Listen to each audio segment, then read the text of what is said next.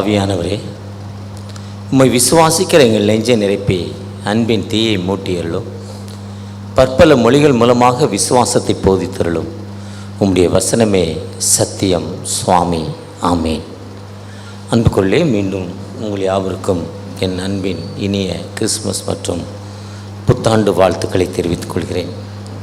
இந்த ஆண்டு முழுவதும் பாதுகாத்து பல நன்மையினால் நிரப்பிய ஆண்டவர் வருகிற 2025ஆம் ஆண்டும் அநேக நன்மையினாலும் சமாதானத்தினாலும், ஒருவேளை 2025 ஆண்டுடைய வருகை இருக்குமாயின் அவருடைய கட்டளையை நிறைவேற்றின ஒரு மனிதனாய் ஆண்டவர் நம்மை வழிநடத்துவாராக. இந்த நாளில் விசேஷமாய் வேத வசனம் படித்து அதை பெற்றோர்கள் ஊக்குவித்து பிள்ளைகளை திருச்சபையில் சொல்ல வைத்து பரிசு வாங்கின அன்பு பிள்ளைகளை வாழ்த்துகிறேன். அதே மாதிரி எக்ஸாம் எழுதின அன்பு சகோதர சகோதரிகளை வாழ்த்துகிறேன். ஒரு சிலர் ரொம்ப திறமையாக இருப்பீங்க, நமக்கு ப்ரைஸ் கிடைக்காதுன்னு ஒரு சிலர் எக்ஸாம் எழுத மாட்டாங்க பயந்து. ஒரு சிலர் ஃபஸ்ட் ப்ரைஸ் தான் வாங்கணுங்கிறதுக்காக எழுத மாட்டாங்க.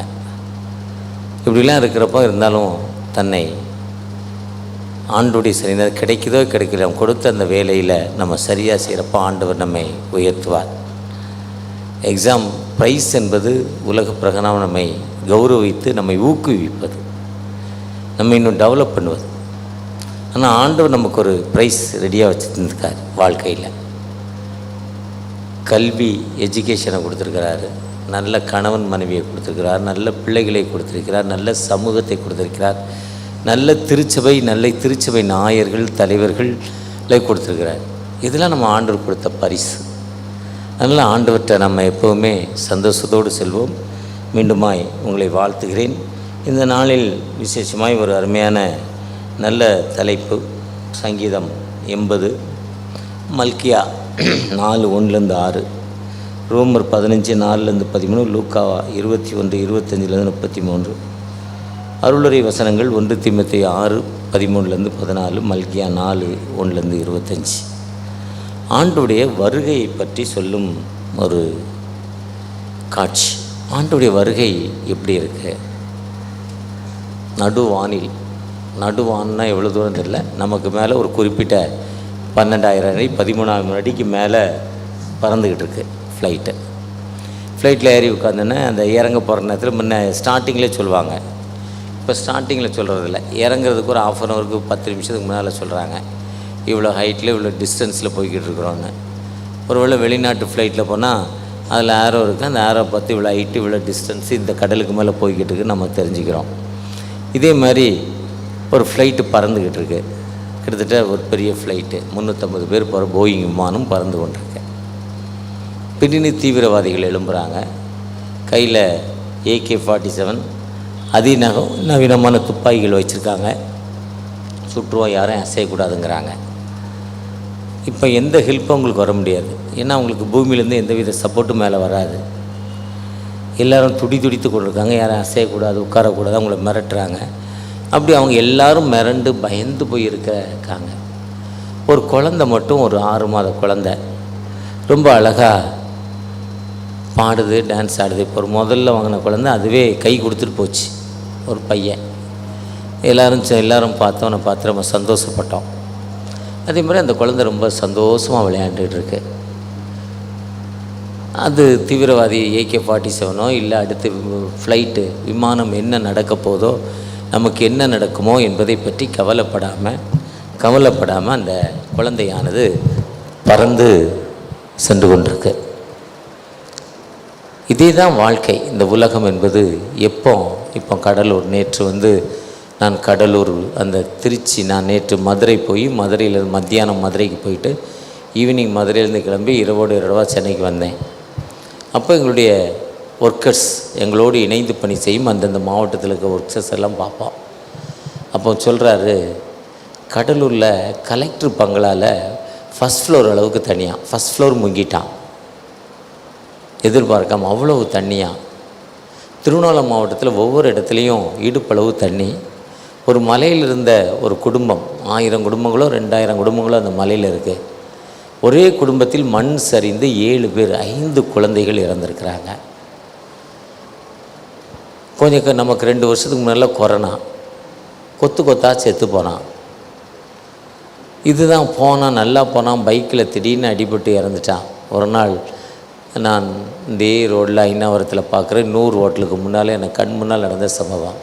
ஒரு மாலை, ஒரு 7-8 வருடங்களுக்கு முன்னால் கணவன் மனைவி ஒரு தெருவிலேருந்து வெளியே வர்றாங்க.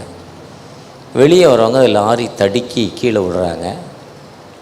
மனைவி மட்டும் அந்த மனைவியுடைய தலையில் அந்த டயர் ஏறி இறங்குது. டப்புன்னு ஒரு சத்தம், அந்த கீழே விழுந்தோடனே அந்த கால் அப்படி மேலே எழுந்து அந்த கால் மட்டும் மடங்கிச்சு. ஒரு 4 செகண்டு அந்த அம்மா இறந்துட்டாங்க. அந்த கணவருக்கு ஒரு அடி ஒன்றுமே இல்லை, அப்படியே நிற்கிறார். அவர் நினச்சிருப்பாரா வீட்டிலேருந்து கிளம்புறப்ப, அந்த மனைவி நினச்சிருக்குமா, அந்த பிள்ளைகள் நினச்சிருக்குமா, இந்த மனித லைஃபு. இதுதான் ஏசாயா 26:3 சொல்கிறாரு, உம்மை உறுதியாய் பற்றி கொண்ட மனதை உடையவன் உண்மையே நம்பி இருக்கிறபடியால் நீர் அவனை பூரண சமாதானத்துடன் காத்துக்கொள்வேன். ஆண்டுடைய செக்யூரிட்டி எப்படி இருக்கு பாருங்க, ஆண்டுடைய எஸ்கார்ட் எப்படி இருக்கும், பூரண சமாதானம். எல்லா நிலையிலும் அவருடைய சமாதானம் நமக்கு கிடைக்குது. அதுதான் ஆண்டவர் இந்த உலகத்திற்கு வந்த நோக்கமே. அவர் உங்களுக்கு சமாதானத்தை கூறுவார். ஏசாயா சகரியா 9:9 சொல்லுவாங்க, எருசலேம் குமாரத்தியை கெம்பீரித்து பாடு, சீயோன் குமாரத்தியை பதறாதே, நம்ம குருத்தோலை பண்டிகையில் பாடுவோம். அந்த 9:10 சொல்கிறாரு, ஜாதிகளே ஆண்டவர் உங்களுக்கு சமாதானத்தை கூறுவார். ஏன்னா அவர் சொல்கிறார் சீசர்களை பார்த்து, உங்களுக்கு சமாதானம். அந்த சமாதானத்தை கொடுப்பதற்கு தான் இயேசு கிறிஸ்து உலகத்திற்கு வந்தார். அதுதான் அவர் பிறப்பதற்கு 4000 ஆண்டுகளுக்கு முன்னால் ஏசாயா தீர்க்கன்னு சொன்னால், நமக்கு ஒரு பாலகன் பிறந்தார், நமக்கு ஒரு குமாரன் கொடுக்கப்பட்டார், கர்த்தர் தோளின் மேல் இருக்கும், அவர் நாமம் அதிசயமானவர், ஆலோசனை கர்த்தா, வல்லமையுள்ள தேவன், நித்திய பிதா, சமாதான பிரபு. திருவிலியத்தில் வாசித்தீங்கன்னா அமைதியின் அரசர் அவர். யார் உள்ளத்தில் குடிகொண்டிருக்கிறாரோ அவளுக்கு அமைதியை கொடுக்கும் ஆண்டவர், விடுதலையை கொடுக்கும் ஆண்டவர், வாழ்வை கொடுக்கும் ஆண்டவர். நான் பொதுவாக எல்லா மெசேஜிலும் நான் ஒரு டயபெட்டிக் பேஷண்ட் சொல்லுவேன். இப்போ 35 வருடங்கள் ஆயிட்டுன்னு சொல்லுவேன். எல்லா 10 மெசேஜில் கிட்டத்தட்ட 7-8 மெசேஜில் அந்த வார்த்தை வந்துடும். கடந்த நாட்களில், கடந்த மாதத்தில் கண்ணை செக் பண்ண போனேன். சுகர் நார்மலாக இல்லை, A1C 15:8 வந்துட்டு, நார்மல் சராசரி மனிதன் வாழ முடியாத நிலைமைக்கு சுகர் இருக்குது, எனக்கே தெரியாது. கண்ணை செக் பண்ணுறப்போ அந்த கண் ஒரு டாக்டர் சொன்னாங்க, உங்கள் கேட்ராக்ட் பண்ணணும்னு ஒரு அம்மா சொன்னாங்க. இன்னொருத்தட்ட போனேன், இன்னொரு ஹாஸ்பிட்டல் போனேன், அவங்க சொன்னாங்க வைட்டமின் டேப்லெட் சாப்பிடுங்க சரியாயிருந்தாங்க. இந்த 2க்கும் சரியில்லை. அவர் உடனே கேட்ராக்ட் பண்ணலைன்னா உங்களுக்கு அடுத்த வாரம் கண்ணு தெரியாமல் ஆகிடும்னு அந்த அம்மா சொன்னாங்க. இவருக்கு டேப்லெட் சாப்பிடுங்க, ஒரு 6 மாதத்துக்கு டேப்லெட் சாப்பிடுங்க சரியாயிருங்கிறாரு. 2 பேருமே ஒப்பீனியன் சரியில்லைன்னு ரெகுலர் டாக்டரை பார்க்க போனேன். அவர் என்னுடைய ஐயை செக் பண்ணிவிட்டு, இந்த ரைட் ஐயை செக் பண்ணிவிட்டு, உங்களுக்கு கண் 98 விழுக்காடு பழுதுபட்டிருக்கு, 2 விழுக்காடு தான் உங்களுக்கு வேலை செய்யுது, எப்பமோ தெரியாது. நீங்கள் சுகரை மட்டும், இதுக்கு டேப்லெட்டே கிடையாது, வைத்தியமே கிடையாது, ஒன்று லைட்டு அல்ல டார்க், 2 ஒன்று தான். இப்போ டார்க்காக போகிற நிலைமை உங்களுக்கு இருக்குது, நீங்கள் உங்கள் சுகரை சரி பண்ணிக்கோங்கன்னு சொல்லி விட்டார். என்னுடைய கிட்டத்தட்ட 25 வருஷமாக நீ பார்க்குற டாக்டர், கண்ணுக்கு பார்க்குற டாக்டர். ஒருவேளை என்னுடைய கண் டார்க், அடுத்த வாரத்தில் ஒருத்தரை பார்க்குறேன், என்னுடைய வயதை உடையவர், இதே மாதிரி சுகர் அதிகமாக இவருடைய கண்கள் பழுதடைந்திருக்கு, முழுமையாக ரைட்டை தெரியல, உலகமே சிவப்பு கலரில் தெரியுது அவர் சொல்கிறார், ஒரு வசதியானவர். நீங்கள் சுகரை நார்மல் பண்ணுங்கள். ஒருவேளை வாழ்க்கையில் நமக்கு அப்படிப்பட்ட கஷ்டமான சூழ்நிலையிலும் ஒரு அமைதியான வாழ்வு தினம், இப்போ நான் 4 நாள் 5 நாளாக எழுந்து இந்த லெஃப்ட் ஐயை மட்டும் ரைட் ஐயை மட்டும் தந்து பார்ப்பேன், நம்ம கண்ணு தெரியுதான்னு. என்ன டாக்டர் சொன்ன வார்த்தை அப்படிப்பட்ட வார்த்தைகள். ஒருவேளை ஆண்டவர் அப்படிப்பட்ட நிலையும் நமக்கு சமாதானத்தை கொடுப்பதற்காக அந்த உலகத்திற்கு வந்தார். அவர் இந்த உலகத்திற்கு வந்த நோக்கமே உங்களுக்கு எனக்கு விடுதலை கொடுப்பதற்காக வந்தார், வாழ்வை கொடுப்பதற்காக வந்தார். அதுதான் யாக்கோபு தன் பிள்ளைகளை கூப்பிட்டு 12 பிள்ளைகளும் பிளஸ் பண்ணுறப்போ சமாதான கர்த்தர் வருவார் என்று ஆதியாகமம் 49:10 சொல்கிறார், சமாதான கர்த்தர் இந்த உலகத்திற்கு வருவார் என்று. என்னாகமம் 24:17 சொல்கிறார், யாக்கோபிலே நட்சத்திரம் தோன்றும், அவர் உலகத்தை ஆளுகை செய்வார் என்று சொல்வார். ஏசாயா 11:1 சொல்றார், ஈசா என்னும் அடிமரத்தில் ஒரு துளிர் தோன்றும். 4வது வசனத்தில் சொல்றாரு, ஏழைகளுக்கு பலன், திக்கற்ற மக்களுக்கு வாழ்வுங்கிறார். அதுதான் லூக்கா 4ஆம் அதிகாரம் 18ஆம் வசனத்தில் இயேசு கிறிஸ்து சொல்றாங்க, அந்த வார்த்தை இந்த நிறைவேறிட்டு. ஏசாயா 61 சொல்றப்போ, பரிசுத்த ஆவியான உண்மையில் இருக்கிறார், தரித்திரருக்கு சுவிசேஷம். அதான் வாசிக்க வேண்டிய நிருப பகுதி ரோமர் 15:12 சொல்றாரு, அந்த ஈசா என்னும் அடிமரத்தில் துளிர் தோன்றிதான் உங்களுக்கு எனக்கு விடுதலை கிடைக்கும். எப்படி ஒரு மரம் ஒரு சின்ன விதைப்பட்டு அது பெரிய மரமாகிறப்போ அந்த மரத்தின் அடியில் அநேகர் போய் நிழல் காய்கிறோமோ, அதே நிழலுக்காக நிற்கிறோமோ, அதே மாதிரி ஆண்டவர் உங்களுக்கு எனக்கும் வாழ்வு கொடுப்பதற்காக, உங்களுக்கு எனக்கும் மீட்டுக் கொள்வதற்காக இந்த உலகத்திற்கு வந்தார். உங்களை நேசித்து உலக வாழ்வில் உயிர்ப்பிப்பதற்காக அந்த உலகத்திற்கு வந்தார். அவர் ஒரு மதத்தை ஸ்தாபிப்பதற்கு வரல, ஒரு திருச்சபை நிறுவதற்கு வரல. இயேசு கிறிஸ்து காலங்களில் லுத்ரன் திருச்சபையோ, சிஎஸ்ஐ திருச்சபையோ, மார்த்தாமாவோ, ஆங்கிலிக்கன் திருச்சபையோ, எல்எம்எஸ்ஓ, ஜிஎம்எஸ்ஓ எதுவும் ஆரம்பிக்கப்படல. இயேசு கிறிஸ்து காலத்தில் ஒன்றும் ஆரம்பிக்கப்படாத காலங்கள். அவர் திருச்சபை நிறுவ வரல, மனிதனுக்கு அமைதியை கொடுப்பதற்காக வந்தார். யார் அமைதியற்ற நிலைமையில் தகப்பனே எனக்கு வாழ்வு கொடுங்கன்னு கேட்கிறோமோ, அந்த மனிதனுக்கு வாழ்வு கொடுக்கும் ஆண்டவர், அந்த மனிதனுக்கு விடுதலை கொடுக்கும் ஆண்டவர். கானானிய பெண் 15ஆம் அதிகாரத்தில், மத்தேயு 15ஆம் அதிகாரத்தில் கானானிய பெண், son of David please help, எனக்கு இறங்கும், எனக்கு இறங்கும், எனக்கு இறங்கும் என்று அந்த கானானிய பெண் அழைக்கிறப்போ அவர் சொல்றாரு, அமைதியா போய்கிட்டு இருக்கிறார், செவி சாய்க்கல. சில நேரங்களில் நாம் கூப்பிடும் ஜெபங்களுக்கும் அவர் செவி சாய்க்கிறதில்ல, பதில் தரல, கேட்டுக்கொண்டே இருக்கிறோம். எதுக்கு பதில் தரல? நமக்கு கஷ்டம். ஏன்னா துன்மார்க்குடைய பலி கர்த்தருக்கு அருவருப்பானது, துன்மார்க்குடைய கொம்புகள் வெட்டப்படும். துன்மார்க்கனுக்கு கர்த்தர் தூரமாய் இருக்கிறார். துன்மார்க்கல் உலகத்தில் ஆளுகை செய்யறப்போ அந்த தேசத்தில் அமைதி இல்லை. நீதிமான்கள் பெறுகிறப்போ அங்க அமைதி ஏற்படும். அதனால துன்மார்க்குடைய ஜெபம் கேட்கப்படுவதில்லை.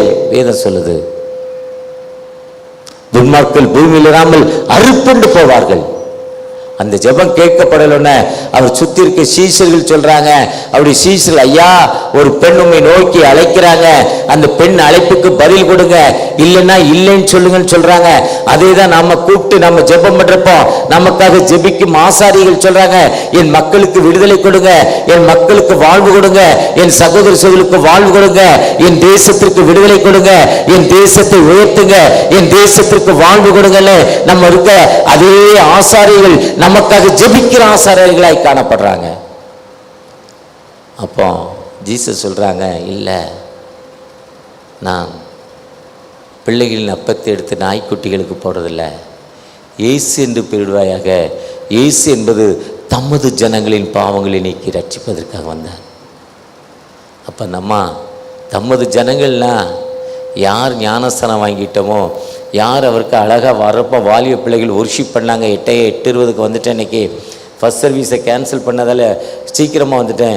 8 அழகாக வாலிப பிள்ளைகள் ஒர்ஷிப் பண்ணாங்க, வாலிபர்கள் அழகாக பாடினாங்க, சிறு பிள்ளைகள் வசனம் சொன்னாங்க, பெரியவர்களுக்கு கிஃப்ட் வாங்கினாங்க. இதெல்லாம் பார்த்த ஆண்டவர் இவங்களுக்காக தான்ப்பா வந்தேன்னு சொன்னார்.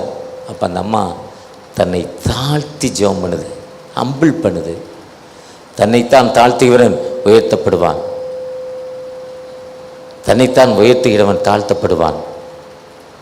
எந்த மனுஷன் தன்னை ஹம்பிள் பண்ணி ஆண்டவர்கிட்ட ஜெபிக்கிறானோ அந்த மனிதனுடைய ஜெபம் ஆயக்காரன், பரிசேயன். பரிசேயன் திருச்சபையில் இருக்கிற ஒரு செயலர், ஒரு பொருளர், ஒரு மூப்பர், ஒரு ஆயர், திருச்சபைக்கு கொடுக்கிற ஒரு பணக்கார மனிதர் தான் பரிசேயர். ஆயக்காரர் பின்தங்கின மனிதர். ஆனால் அந்த தாழ்மையின் ஜெபம் லூக்கா 18, அந்த தாழ்மையின் ஜெபத்தில் அந்த மனிதன் ஜெபிக்கப்படுது, பாவியாகிய என் மேல் கிருபையாயிரும். அந்த மனிதனுடைய ஜெபம், அந்த மனிதனுடைய ஜெபம், இப்போ அந்த மனிதனுடைய ஜெபம் கேட்கப்பட்டது. அதே மாதிரி இந்த அம்மாவுடைய ஜெபம் கேட்கப்பட்டது. சொல்றார், woman your faith heal you, பெண்ணே உன் விசுவாசம் ரட்சித்தது. வருகையின் ஆண்டவர் ஒரு அமைதியை கொடுப்பதற்காக வந்த ஆண்டவர்கிட்ட அந்த வருகை அவர் வந்ததே ஒரு சமாதானத்தை கொடுப்பதற்காக. ஒரு மதத்தில் ஒரு கடவுள் பிறந்த பண்டிகையே அந்த தேசத்தில் கிளர்ச்சியை ஏற்படுத்த. இன்னொரு இடத்துல ஒரு தலைவருடைய பிறந்த நாளை கொண்டாடுறப்போ அங்க 144 தடை சட்டம் போடுறாங்க. வாடகை கார் உள்ள போக முடியாது, கார் ஓனர் மட்டும்தான் கார்ல இருந்தால் தான் அந்த கார் உள்ள போகும். இது ஒரு தலைவருடைய பண்பாடு. ஆனால் இயேசு வந்ததின் நோக்கம் அமைதி, ஃபீஸ் வித் யூ. அந்த அமைதியை கொடுப்பதற்காக வந்தார். எந்த மனிதன் அவரை நோக்கி பார்க்கிறோமோ அந்த மனிதனுக்கு விடுதலை கொடுக்கும் ஆண்டவர், அந்த மனிதனுக்கு வாழ்வு கொடுக்கும் ஆண்டவர். கடந்த 5 ஆண்டுகளுக்கு முன்னால் ஒரிசாவில் காளி மேலாங்கிற ஒரு பகுதிக்கு போயிருந்தேன். அங்கேருந்து அந்த கிராமத்து பேர் மறந்துட்டேன். 18 கிலோமீட்டர், மெயின்லேருந்து 18 கிலோமீட்டர், 2.5 மணி நேரம் ட்ராவல். கரெக்டாக 2 மணி நேரம் 35 நிமிஷம் ட்ராவல். ஒரு வேன் போச்சுன்னா ஒரு சைக்கிள் கூட வர முடியாது அந்த ரோடு. ஒரு மழை காலம், ஒரு நல்ல இதே மாதிரி ஒரு வெதர். அதனால் எங்களுக்கு முன்னால் 2 எஸ்கார்டு, ஒரு சின்ன வேன் எங்களுக்கு பின்னால், அதுக்கு முன்னால் ஒரு பைக்கு. யாராவது வந்து அங்கே நிற்கணும், ஏன்னா யாருமே போக முடியாது, எதிர் வண்டி. நாங்கள் ஒரு வேனில் போகிறோம். அந்த கிராமத்தில் இறங்குற உடனே ஞானஸ்தானம் 3 இடங்களில் நதி சேருது. அந்த தண்ணி ஓடுது வேகமாக, அதில் ஞானஸ்தானம் முடிச்சு ஒரு சர்ச்சில் வந்து சர்ச்சு டெடிகேஷன் முன்னே அந்த சர்ச்சு எதுக்காக கட்டப்பட்டதுங்கிறத பொறுத்து அந்த ஹிஸ்ட்ரி சொல்கிறாங்க. லோக்கல் பீப்புள் சொல்கிறார், எங்கள் தேசத்தில் எங்கள் ஊரில் ஒரு அரிப்பு, உடம்பெல்லாம் ஒரு ஸ்கின்ல ஒரு டிசீஸ் இருந்துச்சு. அந்த குறிப்பிட்ட மாதங்களில் அந்த டிசீஸ் இருக்கும். நாங்கள் இங்கேருந்து போனால் 18, 25 கிலோமீட்டர் டாக்டர்கிட்ட போனோம். ஆனால் ஸ்கின் டாக்டர் கிடையாது. அதுக்கு ஏதோ ஒரு MBBS இருப்பார், இல்லை ஒரு RMP, ஒரு ஹோமியோபதி இருப்பார், இல்லை ஒரு மெடிக்கல் ஸ்டோர். நல்ல டாக்டர்ஸ் போனோம்னா 150, 200 கிலோமீட்டர் போகணும். இன்றைக்கி இந்தியாவில் ஒடிசாவில் இருக்கிற நிலைமை இது இன்றைக்கி டுடே. அப்படிப்பட்ட ஸ்கின் டிசீஸ் இருக்கிறப்போ இந்த மிஷன் இங்கே வந்துச்சு. அந்த மிஷனரி எங்களுக்காக ஜெபம் பண்ணார். எங்கள் குடும்பத்திலே அந்த அரிப்பு இல்லாமல் ஆயிடுச்சு, அந்த டிசீஸ் இல்லை. எங்களுக்கு ஆண்டவர் விடுதலை கொடுத்தார். அந்த விடுதலை பெற்றுக்கொண்டதால் இந்த இடத்த நாங்கள் ஆண்டவருக்கு கொடுத்துருக்குறோம். ஆண்டவருக்கு கொடுத்தது மட்டும் இல்லை, அந்த சர்ச்சை கட்டுவதற்கு 40 விழுக்காடு அந்த மக்கள் கொடுக்குறாங்க. கொரோனா காலங்களில் மிஷன் சேலரி கொடுத்தாங்கன்னா அவங்களுடைய காணிக்கை வச்சு தான் கொரோனா காலங்களில் மிஷன் சேலரியே கொடுத்தோம். காரணம் என்னென்னா, அந்த மக்களுக்கு ஒரு அமைதியை ஆண்டவர் தந்தார், ஒரு விடுதலையை தந்தார். ஆண்டவர் எங்களை ஆசீர்வதித்தார். நீங்கள் நானும் 150 வருஷத்துக்கு முன்னால் நம்மளை திரும்பி பார்த்தோம்னா, இல்லை சீகன் பலையா வந்த காலங்களை திரும்பி பார்த்தோம்னா 1700, 813, 14 நம்ம இப்படி ஆலயத்தில் இல்லை, ஆலயத்துக்குள்ளே போக முடியாது. உயர்ந்த ஜாதி மக்கள் தான் இருந்தாங்க. இன்றைக்கி CSI சர்ச்சாக இருக்காது. உயர்ந்த ஜாதி மக்களும் ஆட்சியாளர்கள் தான் இருந்தாங்க. எல்லா மக்களும் ஆராதிக்க வேண்டும் பெரிய நோக்கத்தோடு கட்டப்பட்டு தான் லுத்திரன் திருச்சபை. எல்லா மக்களுக்கும் வாழ்வு கொடுக்க வேண்டும் நோக்கத்துக்காக ஆரம்பித்தார். ஒரு அமைதி வேணும், எல்லா மக்களுக்கும் அமைதி வேண்டும் என்பதுக்கு தான் கொடுத்தாரு. ஒருவேளை அந்த அமைதியை கொடுப்புக்கு தான் ஆண்டவர் இந்த உலகத்திற்கு வந்தார். அவர் வந்ததின் நோக்கம் அந்த அமைதியை வாரும் ஆண்டவரே, பரிசுத்த ஆவியாரே, நாங்கள் வாரும் ஆண்டவரே என்று நாம் அவரை நோக்கி அழைக்கிறோம். அந்த ஆண்டவற்ற இந்த வருகையின் காலங்களில் நாம் அந்த அமைதியை பிறருக்கு கொடுக்கிற மக்களாய் காணப்படுகிறோமா? அந்த அமைதியை நாம் பிறருக்கு கொடுக்கிற மக்களாய் காணப்படுகிறோமா? அப்படிப்பட்ட அமைதியை நாம் ஆண்டவர் நமக்கு தேடுகிறார். நம்ம பிறருக்கு கொடுக்கிற மக்களாய் காணப்படுகிறோமா? வாழ்நாளை எல்லாம் வீணாளாய் வருத்தத்தோடே கழிப்பது ஏன்? வருவாய் தருணம் இதுவே அழைக்கிறாரே வல்ல ஆண்டவர் இயேசு வண்டை. ஆண்டவருடைய வருகையே இந்த உலகத்திற்கு வந்த நோக்கமே அமைதியை கொடுப்பதுக்காகத்தான். அதுதான் மேசியாவே, இரட்சகரே, விடுதலை நாயகனே. அந்திரேயா சொல்கிறப்ப யோவான் 1 மேசியாவை கண்டோம், விடுதலை நாயகரை கண்டோம் சொல்கிறார். யோவானில் அந்த அம்மா சமாரிய பெண் சொல்கிறப்போ மேசியா வருவாருன்னு சொன்னாங்க. நீங்கள் தான் அந்த மேசியாவா? நீங்கள் தான் அந்த இரட்சகரா?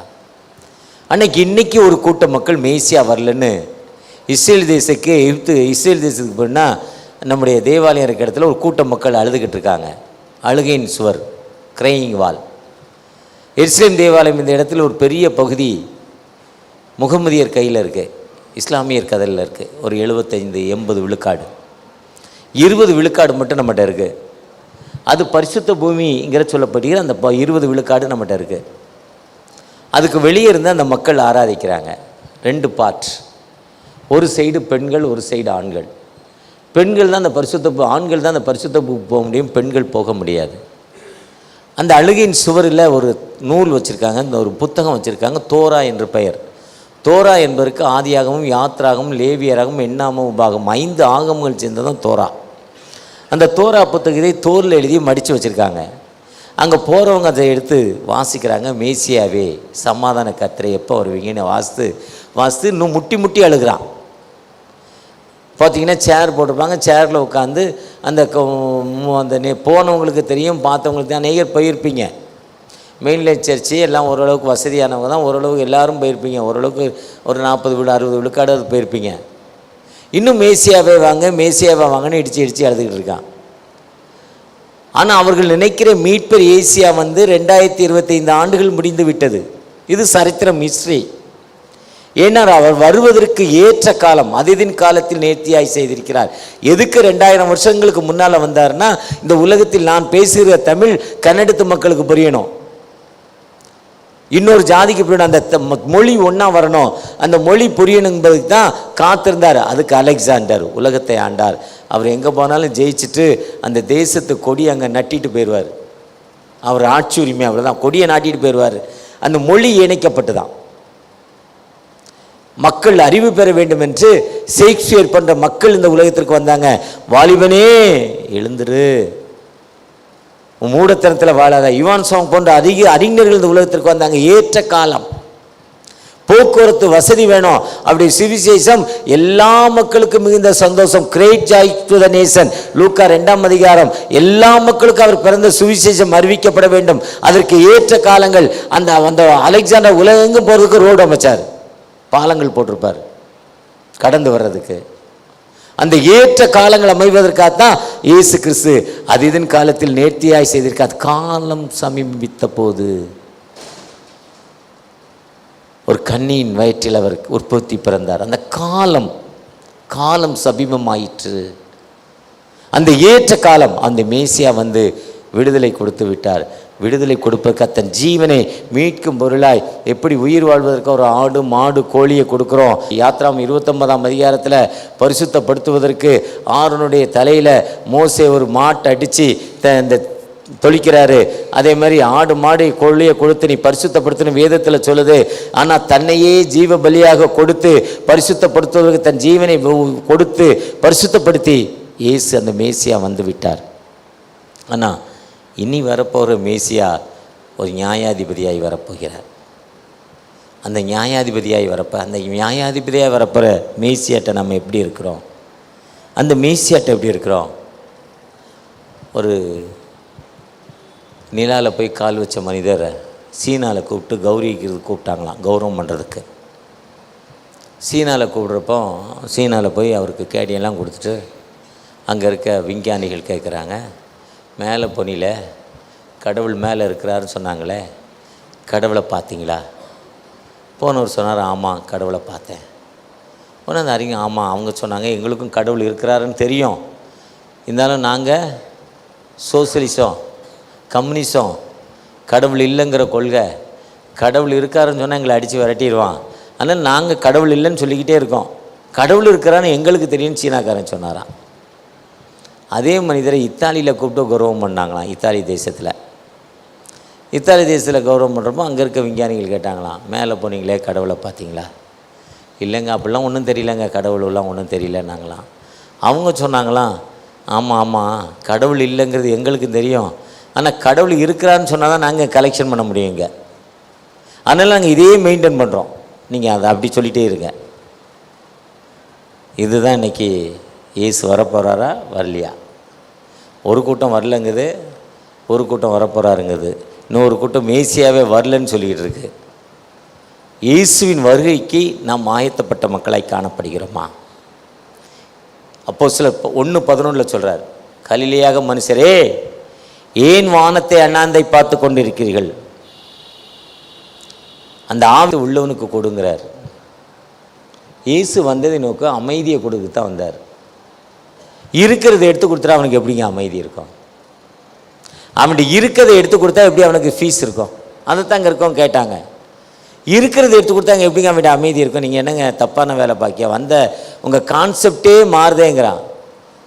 அவர் சொல்கிறாரு, நீ வேலை செய்யலைன்னா உன்னை தூக்கி கொண்டு போய் கடலில் போட்டுருவேன், எரியிற அக்னியில் போட்டுருவேங்கிறார். இதுதான் ஜட்ஜ்மெண்ட்டு. இயேசு நல்லவருங்க, ரட்சிக்கிறவருங்க, கொடுக்குறவருங்க.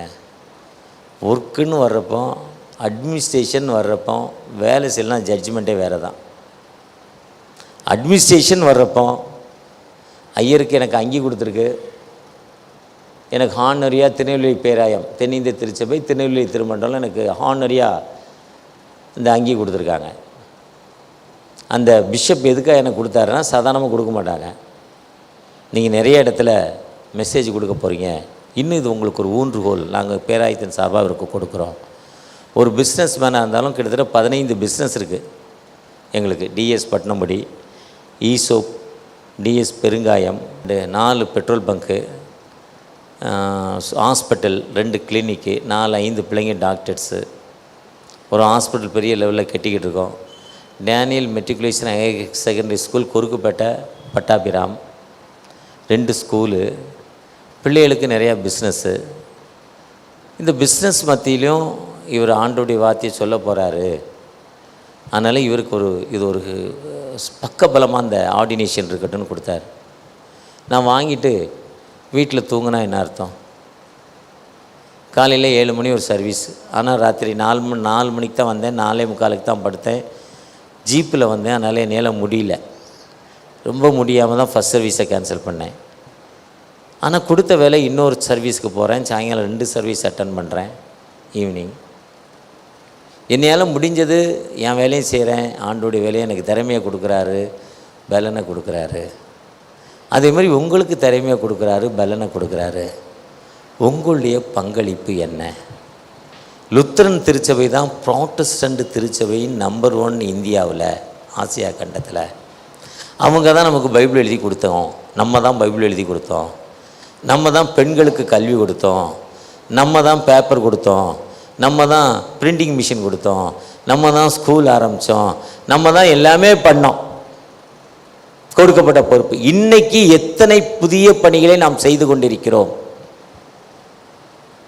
எத்தனை புதிய பணிகளையும் செய்ய ஆண்டவர் கேட்கிறார். நீ அந்த கற்பு மாசு இல்லாமல் குற்றமான்னு சொல்ற, நீ புறப்பட்டு போய் சகல தேவதையும் சீஷராக்கி பிதா குமாரன் பரிசுத்தாவின் ஞானஸ்தானம் கொடுங்க சொல்றாரு. மாதத்தில் ஒரு முறை நான் வில்லேஜ் மினிஸ்ட்ரி போறோமா? இங்க இருந்து 35 கிலோமீட்டர் தடா, மோஸ்ட் பின்தங்கிற மக்கள், கல்வியறிவு இல்லை, ஸ்கூல் இல்லை, அவங்களுக்கு இருக்கிறதுக்கு எந்தவித அடிப்படை வசதி இல்லை, பாத்ரூம் கிடையாது. கவர்மெண்ட் லேண்டில் ஒரு கொட்டா போட்டிருக்காங்க, ஒரு ஷெட்டு, அந்த ஷெட்டுடைய விலை 5000 ரூபா. வீட்டுக்கு கதவு கிடையாது. இப்போ கொஞ்சம் பிஷரிகள் போய் டெவலப் ஆகியிருக்காங்க, இப்போ ஸ்கூலுக்கு போகுது அந்த பிள்ளைங்க. இதே மாதிரி ஸ்லம்மு, எவ்வளவு ஸ்லம். வால்டைஸில் ஒரு ஸ்லம் இருக்குது, உள்ளே போனால் பாம்பே மாதிரி அந்த மெயின் ரோடில் நீங்கள் எலிஃபென்ட் கேட் போலீஸ் ஸ்டேஷன் தாண்டி ஸ்டுவர்ட்ஸ் மூலகுத்திரம் வழியில் லெஃப்ட்டில் கேரளா ரோடுவேஸ் தானோன்னு பார்த்தீங்கன்னா ராத்திரி 10 மணிக்கு பார்த்தீங்கன்னா ஒரே இடத்துல பைக்கு அடிக்க ஒரு 10,000 பைக்கை லைனாக விட்டுருப்பாங்க. அவ்வளோ ஜனம் உள்ளே இருக்குது அந்த காவாங்கிற வரையும். நம்முடைய மினிஸ்ட்ரி எப்படி இருக்குது? ஆண்டவர் கேள்வி கேட்குறாரு, உன்னை கொடுத்த தாளந்து 5 கொடுத்தனப்பா, என்னப்பா பண்ண? 10 ஆக்குனியா? ஓகே, உனக்கு நான் 10 ஆக்கினது நல்லது, உத்தமன், உண்மை உள்ள ஊழியன், சின்சியாரிட்டி அண்ட் ட்ரூத்ஃபுல்ங்கிறார். 1 வாங்கினவனை வாங்கி எடுத்து போட்டார், அமைதியை கொடுக்கல அவனுக்கு. நமக்கு அமைதி வேணும்னா ஆண்டுடைய கட்டளை நிறைவேற்ற ஆண்டவர் அழைக்கிறார். இன்றைக்கி வலது கைக்கும் இடது கைக்கும் தெரியாத எவ்வளோ பிள்ளைகள் அழிந்து கொண்டிருக்காங்க. ஸ்கூல் கல்வி இல்லாமல், எஜுகேஷன் இல்லாமல், தாய் தகப்பனுடைய ஆதரவு இல்லாமல். திருவண்ணாமலை மாவட்டம் ஜவ்வாது மலை ஜமுனாமுத்தூரில் ஒரு ஹாஸ்டல், என்எம்எஸ் உடைய ஹாஸ்டல் இருக்குது.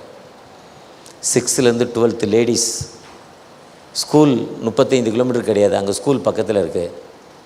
அப்பா விட்டுட்டு போயிட்டார், அம்மா விட்டுட்டு போயிட்டாங்க. அனாதை பிள்ளைகள், தாத்தா பாட்டி வளர்க்காங்க. அந்த ஹாஸ்டலில் அந்த பிள்ளைங்க ஸ்கூலுக்கு வர முடியாது. அந்த ஹாஸ்டலுக்கு அந்த பிள்ளைங்க, அந்த ஸ்டேட்டில் அந்த பிள்ளைங்க தான் ஃபஸ்ட்டு. கலெக்டரே அப்படிப்பட்ட 15 பிள்ளைகளை கொண்டாந்து கலெக்டர் கேட்கிறார். திருவண்ணாமலையுடைய கலெக்டர் அங்கே சேர்த்துருக்கிறார். நல்ல ஹாஸ்டல், நல்ல உணவுன்னு. ஏன் நம்ம திருச்சபையிலே ஒரு ஹாஸ்டல் ஆரம்பிக்கலாமே? நமக்கு ELM ஸ்கூலை பற்றி முந்தா நாள் சொன்னார். எவ்வளவு அர்ப்பணிப்பான வாழ்வு. இன்றைக்கி நாம் என்ன செய்து கொண்டிருக்கிறோம்? ஆண்டவர் இன்றைக்கி இப்போ வந்துட்டானா என்ன பண்ண போகிறோம்? வாங்க ஆண்டவரே போகலான்னு போகிறோமா? போக முடியுமா? மணவாளன் வர்றப்போ ஆண்டவர் நம்மை கேள்வி கேட்கும் ஆண்டவர். அந்த ஆண்டவரை பார்த்து, தகப்பனே எங்களுக்கு ஒரு வாழ்வு கொடுங்க, எங்களுக்கு கொடுத்த வாழ்வை நாங்கள் பிறருக்கு அறிவிக்கிற மக்களை எங்களுக்கு மாற்றி கொடுங்கப்பா. உம்முடைய கிருபையின் பிரசனை எங்களுக்கு தாங்க தகப்பனே, உம்முடைய வழிநடத்தில் எங்களுக்கு தாங்கன்னு சொல்கிறப்போ நிச்சயமாக ஒரு விடுதலை கொடுக்கும் ஆண்டவர், நிச்சயமாகவே அந்த வாழ்வு கொடுக்கும் ஆண்டவர் நம்மிடத்தில் வந்திருக்கிறார். அந்த ஆண்டவர்கிட்ட, தகப்பனே எனக்கு ஒரு உம்முடைய ஊழியத்தை செய்வதற்கு ஒரு நல்ல பலனை தாங்க தகப்பன் நோக்கி பார்ப்போமா? யாக்கோபை போல் போகும் பாதையில், ஆம் தகப்பனே எங்களுக்கு அமைதியை கொடுப்பதற்காக வந்தீங்கப்பா. அமைதி, சமாதானம் கொடுப்பதற்காக வந்தீங்க. இந்த உலகத்தை படைத்து எல்லாவற்றையும் படைத்து நல்லதுக்கு என்று கண்டு உணவு, காற்று, தண்ணீர் எல்லாவற்றையும் படைத்த பிறகு மனிதனை உருவாக்குனீங்க. வாழ்க்கையில் ஒரு ஏக்கம், தேவை இருக்கக்கூடாது என்ற நோக்கத்தோடு. ஆனால் இந்த நாளில் நாங்கள் ஒரு தேவையோடு இருக்கிறோம் தகப்பனே. என்னுடைய ஆசை நிமித்தம், என்னுடைய பெருமை நிமித்தம், என்னுடைய அக்கிரமத்து நிமித்தம் தகப்பனே நான் எல்லாம் இழந்த நிலைமையில் ஒரு டயபெட்டிக் பேஷண்ட்டாக இருக்கிறேன்ப்பா. என்னுடைய டயபெட்டிக் நிமித்தம் எனக்கு சுகர் அரெஸ்ட் ஆகலை. ஆசை நிமித்தம் நான் சாப்பிட்றேன்ப்பா, வாழைப்பழம் சாப்பிட்றேன், சுகர் உள்ள பாயாசம் குடிச்சிடறேன். எனக்கு விடுதலையில் நீ ஏக்கத்தோடு ஜெபிக்கிற அந்த அன்பு மகளுக்குப்பா, நீங்கள் ஒரு தூயாவுடைய மகிமை மகளுக்குள்ளே இறங்கட்டும். லூக்கா 11ஆம் அதிகாரத்தில் அசுத்தாவி ஒன்று விட்டு புறப்பட்டு போயிடுச்சுன்னா அங்கே ஒரு தூயாவி உனக்குள்ளே வந்துடுதுன்னு சொல்கிறீங்க. லூக்கா 10:12ஆம் அதிகாரத்தில் அந்த தூயாவுடைய மகிமை அந்த சகோதரிக்குள்ளே இறங்கட்டும்பா. வேண்டாம்ங்கிற அந்த எண்ணம் அந்த சகோதரிக்கு வரணும் தகப்பனே. இதை நான் இன்னும் சாப்பிடக்கூடாதுன்னு நினச்சேன், இனி சாப்பிட மாட்டேங்கிற அந்த எண்ணத்தோடு அந்த சகோதரி சுகர் நார்மலாகி உமக்கு சாட்சி சொல்கிற ஒரு சகோதரியாய் வருகையின் அமைதியின் அரசு எனக்கு அமைதியை கொடுத்தார் என்று அந்த மகள் சாட்சி சொல்லணும் தகப்பனே. தைராய்டு மூலம் தகப்பனே என் உடம்பு கனமாகுது, என் உடல் அதிகமாகுது, பருமன், காலை உணவில்லை, இரவு உணவில்லை, மதிய உணவு மட்டும் இருந்தாலும் தைராய்டுங்கிற வியாதி நிமித்தம் என் உடல் பெருக்கமாக கொண்டிருக்கே, எனக்கு விடுதலையிலேயே ஏக்கத்தோடு ஜெபிக்கிற அந்த அன்பு மகளுக்காக தகப்பனே, நீங்கள் மோசைட்ட சொன்னீங்க பேச முடியாதுன்னு சொல்கிறப்போ நான் தானப்பா உருவாக்குறேன்னு சொன்னீங்க. அந்த உயிருள்ள தகப்பன்ட்ட கேட்குறோம், அந்த தைராய்டு பகுதியை தொட்டு தகப்பனே அந்த தைராய்டு சுரப்பி சரியாகணும், அந்த மகளுக்கு ஒரு விடுதலை வேண்டும் தகப்பனே. ஒரு விதமான ஞாபக குறைவினால நரம்பு தளர்ச்சி தகப்பனே, அந்த பக்கவாதம், முட்டு வாதம் தகப்பனே, அந்த வாதத்தை நிமித்தம் முட்டு வலி, எனக்கு கை வலி, கால் வலி தகப்பனே, படுத்தா எழுந்திருக்க முடியல, எழுந்தா நடக்க முடியல, நடந்தா நிற்க முடியல தகப்பனே. ஐயா பயங்கரமான அந்த பெயினில் இருக்கிறேன், எனக்கு அந்த விடுதலை வேண்டாமா? ஏக்கத்தோடு ஒரு சகோதரன் அந்த முட்டுக்கள் வலியில், அந்த ஜாயிண்ட் வலியில் அவர் கை வைத்து ஜெபித்து கொண்டிருக்காங்க. ஒரு விசை கூட மனமிறங்கப்பா, உம்முடைய பிரசனம் அந்த மனிதனோடு இறங்கட்டும், அந்த சகோதரனோடு இறங்கட்டும் அப்பா. அடுத்த வாரம் வந்து இங்க சாட்சி சொல்லணும், உயிருள்ள ஆண்டவர் எனக்கு அமைதியை கொடுத்தார், அந்த அமைதி நிமித்தம் நான் இனி ஒவ்வொரு வாரமும் காஸ்பல் சொல்லுவேன், டிராக்ஸ் ஊழியம் மூலம் காஸ்பல் சொல்லுவேன், வில்லேஜ் மினிஸ்ட்ரிக்கு போவேண்டு ஒப்பு கொடுத்து ஜெபிக்கிற அந்த சகோதரனுக்காக நன்றி தகப்பனே. எத்தனை ஏழை எளிய மக்களுக்காக, மிஷன் ஊழியங்களுக்காக தகப்பனே நான் காணிக்க கொடுக்க போறேன். அதனால நான் இதுவரை வட்டி வாங்கி ஐயா எனக்கு வருமானம் எல்லாம் வட்டி, ஃபைனான்ஸ் அப்படி போய்கிட்டு இருக்கு, இனி அந்த வட்டியிலிருந்து எனக்கு விடுதலை தாங்க, வருமானத்தை ஒரு பகுதியை நான் காணிக்க மிஷன் ஊழியருக்கு கொடுக்க போறேன் என்று ஒரு சகோதரிய குடும்பம் தகப்பனே பெரிய பணக்கார ஆகணும் வட்டி வாங்கி ஐயா அந்த ரம்மி விளையாட்டு மூலம் தங்களை அழித்து கொண்டிருக்க அந்த குடும்பத்திற்காக ஜெபிக்கிறப்பா. ஒரு விசை கூட மனமிறங்கப்பா. ஒரு விதமான கேன்சர் நிமித்தம் கஷ்டப்பட்டிருக்கிறோம் அந்த அன்பு சகோதரிக்கு தகப்பனே, நீர் கியூமோ குலைப்பனாக நீர் அந்த மக்களுக்கு இறங்குங்கப்பா. ஒரு விடுதலை கொடுங்க. கண்களில் நீர் வடிந்து கொண்டிருக்கிற அந்த மகளுக்காக ஒரு விடுதலை கொடுக்க போற தயவுக்காக கூட நன்றி நன்றி. எங்க குடும்பத்தில் அமைதி இல்லப்பா. என் பிள்ளை உலக பிரகாரமா அனைத்து கெட்ட பழக்கம் அவன்கிட்ட இருக்கு. அன்னைக்கடி அவனை காவல்துறையை தேடிக்கொண்டிருக்குப்பா. எனக்கு அமைதி இல்லாத வாழ்வு. ஒரு கிறிஸ்தவனா இருந்து இப்படிப்பட்ட ஒரு வாழ்வா என் பிள்ளை இப்படி இருக்கணுமா?